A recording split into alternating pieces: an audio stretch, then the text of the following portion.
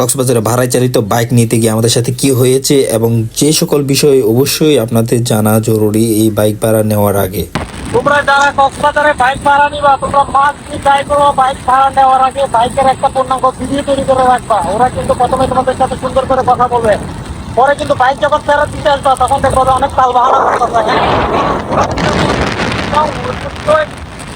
তোমরা বাইক ভাড়া নেওয়ার আগে মাস্ট বাইকের একটা পূর্ণাঙ্গ ভিডিও করে রাখবা, যাতে ওরা তোমাদের কিন্তু কোনো অবজেকশন দিতে না পারে।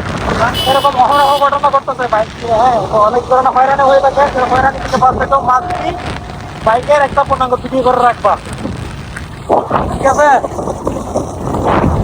বাইক ভাড়া নেওয়ার আগে মাস্ট বি চেক করবেন হেলমেট, হ্যাঁ নাইলে আপনার যাত্রাপথে পুরো রাস্তায় প্যারা দিবে এই হেলমেট। এটা বারবার খুলে পড়ে যাচ্ছে।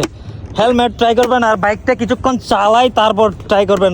বাইকের মোটামুটি অবস্থা খারাপ, বাট এখানে তো আমরা প্রথমে নেওয়ার সময় চালাই নেই, যার কারণে এখন যখন রুটে নামছি তখন আসলে বোঝা যাচ্ছে বাইকের কি কন্ডিশন। তো মাস্ট বি নেওয়ার আগে কন্ডিশন চেক করবেন আর হেলমেট তো মাস্ট বি চেক করে নেবেন, তাহলে সারা পথ প্যারা দিবে। এরকম একটা ঠাসা দিবেন, ঠাসা, আর হেলমেট এটা আপ ডাউন করবে না, কিছু করার নাই।